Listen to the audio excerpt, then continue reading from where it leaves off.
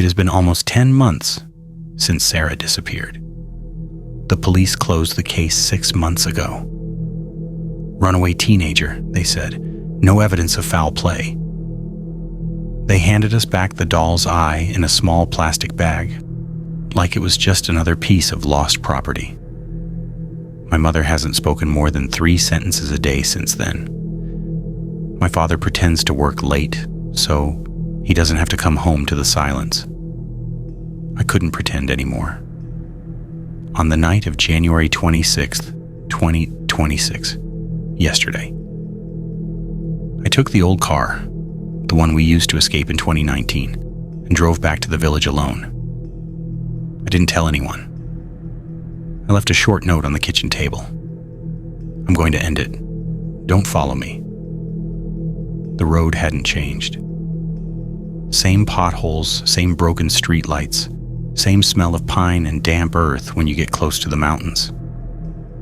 When I reached the turnoff to the house, the signpost that used to say Benyahia Private Road was gone. Just a rusted metal pole bent sideways. The house was still there, but it looked different. The boards on the windows had been torn off. Not professionally, violently, as though something had clawed them away from the inside. The front door was wide open, not ajar, fully open, like an invitation. I parked 50 meters away, killed the engine, and sat there for almost an hour just watching. No lights, no movement. Only the wind moving through the overgrown garden, making the tall weeds whisper against each other. Around 2:40 a.m., the same time the dripping first started all those years ago, I finally got out. I carried only 3 things: a flashlight, my father's old hunting knife, a small can of gasoline I bought on the way I stepped over the broken gate. The moment my foot touched the garden soil, the wind stopped. Dead silence. Like the house had inhaled and was holding it. I walked straight to the front door. I didn't hesitate. If I had hesitated, I would have turned back. Inside, everything was exactly as we left it, covered in thick dust, but untouched. The furniture we couldn't carry still sat in the same places. The wet footprint stains on the stairs had turned black and moldy. I went up. First floor, second floor. Nothing moved. No sounds except my own breathing. When I reached the 3rd floor hallway, the metal door was already open, wide open. The room beyond was pitch black, but I could smell it. That same wet clothes and something metallic smell, stronger now, almost choking. I turned on the flashlight. The beam shook in my hand. Sarah was sitting in the corner. Or what looked like Sarah. She was wearing the same pajamas she had on the night she disappeared. Her hair was longer, tangled, hanging over her face. She was thin, impossibly thin, ribs visible through the thin cotton. She didn't look up when the light hit her. She was eating, slowly, methodically, something dark and wet in her hands. She tore small pieces with her teeth and swallowed without chewing much. "Sarah?"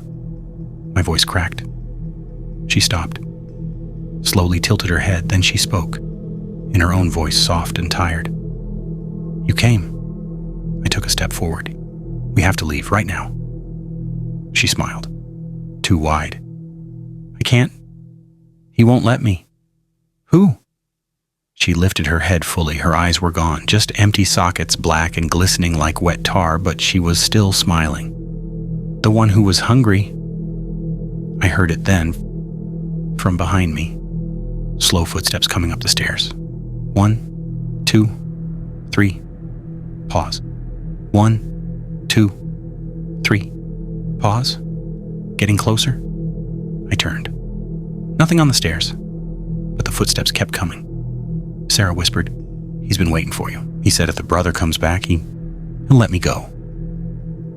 I backed up until I hit the wall. The footsteps stopped right in front of me. Then the voice, not the grown man's voice trying to sound like a child. spoke inches from my face. "Thank you for coming back. I was so hungry." I didn't think, I just acted. I dropped the flashlight, pulled the knife, and lunged toward where Sarah was sitting. But she moved impossibly fast and grabbed my wrist. Her grip was cold and strong, fingers like wet iron. "No," she said, "You don't understand. He's not in me. He's in the house." The footsteps started again, circling me now. I yanked free, spun around, and poured the gasoline in a wide circle around myself, on the floorboards. My hands were shaking so badly, half of it spilled on my shoes. I pulled out the lighter. "If I can't take her," I said to the darkness, then I'll burn it all."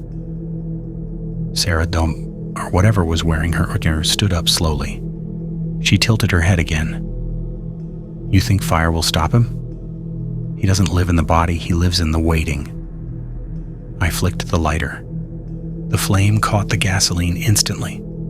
Blue fire raced across the floor in both directions. The heat hit me like a wall. Sarah didn't scream, she just watched. Then she said very calmly, "You should have stayed away. Now he knows where your parents sleep." The fire climbed the walls fast. Old dry wood. Decades of dust. It roared. I ran. Down the stairs, through the hallway, out the front door. Behind me, the house made a sound I've never heard before. Not a crackle, not a groan. A long, low sigh, like something relieved. I didn't stop running until I reached the car. I drove away without looking back. The house burned for hours. By morning, the village people were there with buckets and a single fire truck that arrived too late. They said the fire was so fierce it looked like the building had been soaked in something beforehand. No human remains were found. Officially, the case of the missing girl was closed forever. But last night, January's 26th into 27th, 2026, around 3:17 a.m., my phone rang. Unknown number. I answered. Silence at first. Then a child's voice, Sarah's voice, very soft. "He's coming to Oren now." He followed the smoke. I hung up. This morning when I woke up, there was a single wet footprint on the carpet outside my bedroom door, small, child-sized, and still damp. I don't know how long we have left. But I know one thing. The house may be gone, but whatever lived in it never needed walls. It only needed hunger. And now it has our scent. The house burned that night. By dawn, nothing remained but ash and blackened stone. No bones, no trace. We told ourselves it was finally over. But fire cannot burn away hunger. The drips returned, not from faucets or ceilings, but from inside the walls beside my bed. Small, wet footprints appear on the carpet some mornings, child-sized, then vanish by noon. Sarah's face now lingers in old family photos she was never part of, always in the background, smiling, eyes black and empty. It no longer needs a third floor or a locked metal door. It lives in the silence between sounds, in the pause before the next drop falls. Last week, at 3:17 a.m., I heard it again. Drip, drip, drip. Slow, patient, close. I don't speak to it, I don't move, I just listen. Because I know now, you cannot destroy what has already moved inside you. You cannot escape what never needed walls to begin with. It does not sleep. And as long as we remember, the dripping, the footsteps, the voice that whispered, "I'm hungry," it never has to. So if you're listening, wherever you are, check your doors tonight. Listen for the silence. If it found us, it can find you. And it's still hungry.